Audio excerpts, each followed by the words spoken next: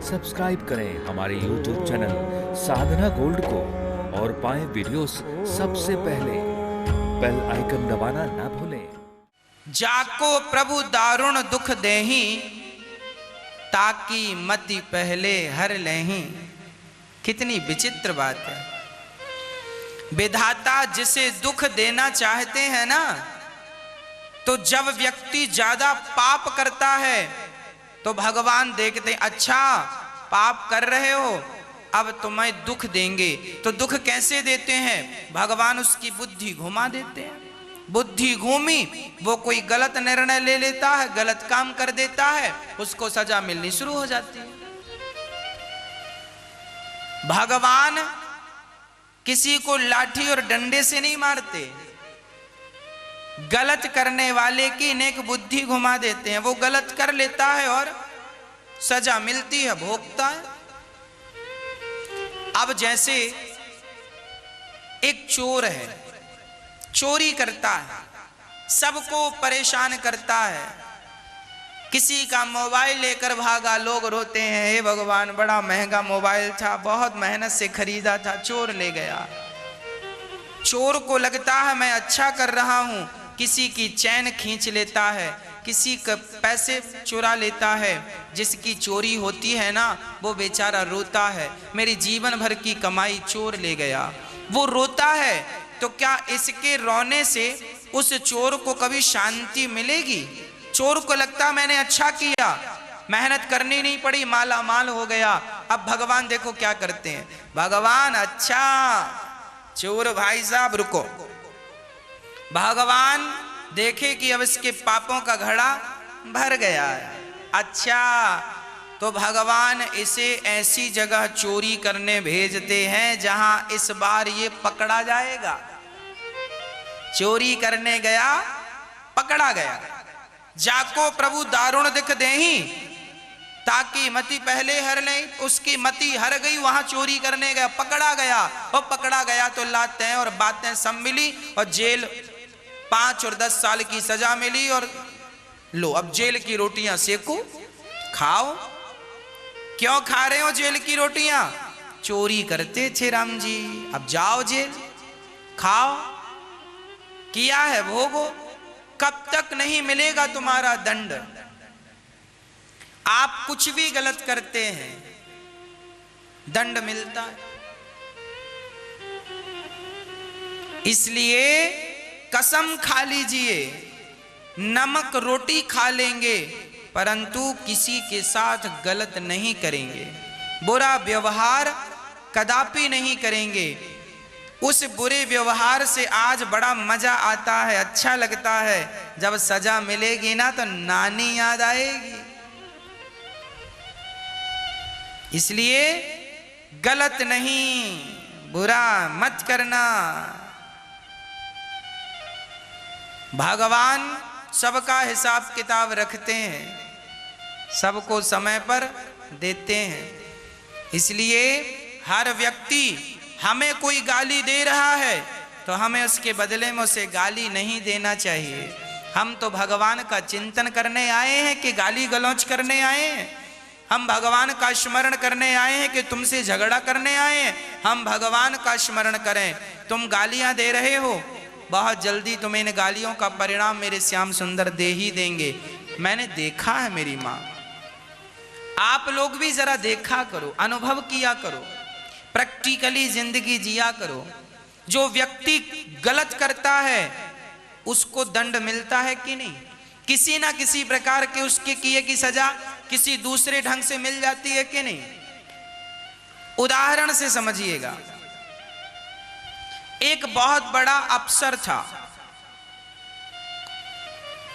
वो अपने ऑफिस गया, जैसी गाड़ी से उतरा एक कुत्ते ने आकर उसे काट लिया। अब बताओ कुत्ते का क्या बिगाड़ा था? अब बढ़िया सूट बूट पहनकर साहब जी फैक्ट्री का मालिक था, बड़ी गाड़ी से उतरा, पता नहीं कुत्ते को क्या सूझा, कुत्ते ने आकर काट दिया।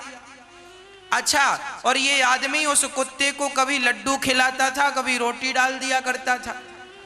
अब ये रोटी खवाई, ये उसे लड्डू खवा और उसने काट लिया, और काटा तो छोटा मोटा नहीं घाव हो गया।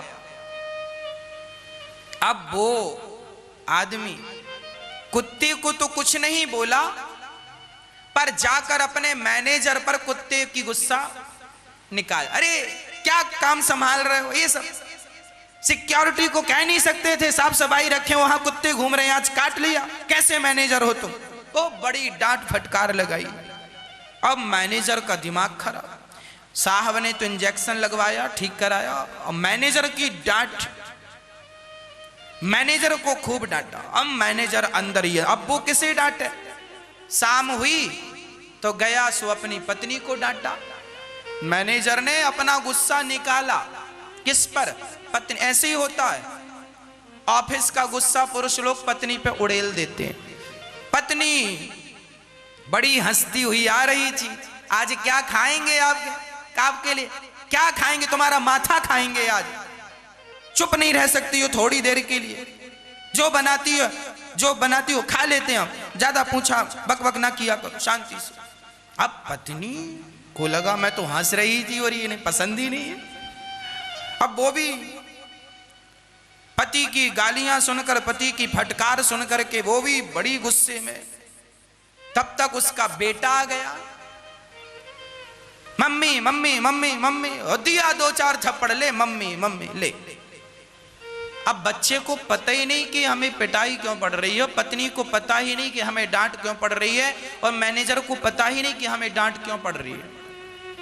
अब बेटे को 4-6 थप्पड़ मैया ने जमा दिया। अब बेटा लाल लाल आंखों में, अब वो अपनी मां को तो मार नहीं सकता, पिता को तो मार नहीं सकता, घर के बाहर गया।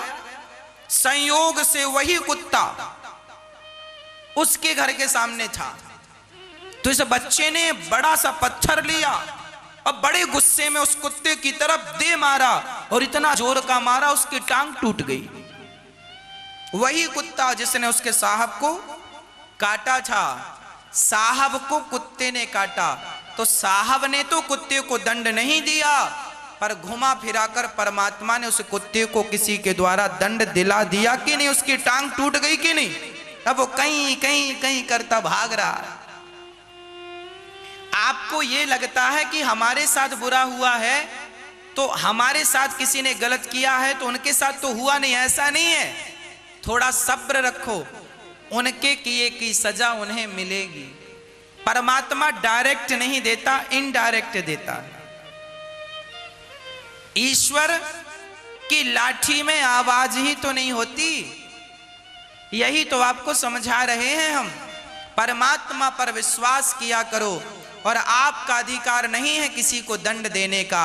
आप तो सबके प्रति दया का भाव रखो, आप तो सबके प्रति करुणा का भाव रखो। जो आपके साथ बुरा कर रहा है, विधाता से प्रार्थना करो, प्रभु इसे सद्बुद्धि देना।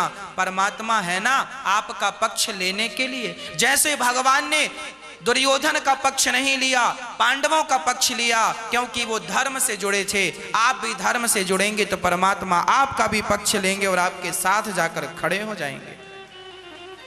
गलत किया कौरवों ने, सजा मिली कि नहीं? गलत किया रावण ने, सजा मिली कि नहीं? गलत किया कंस ने, सजा मिली कि नहीं? गलत जो करता है उसे लगता जरूर है कि मैं डॉन हूं, मैं बड़ा हूं, मेरा कोई क्या बिगाड़ लेगा। अरे तुम जैसे अच्छे अच्छे दिग्गज मिट्टी में मिल गए हैं, अकड़ चली किसकी है जो तुम्हारी चलेगी? इसलिए अहंकार भरा जीवन ना जिया करो, भगवान का ध्यान करके, चरणों में समर्पण करके, मैं ईश्वर का हूं, मैं कृष्ण का हूं, इस भाव से जिंदगी यापन किया करो।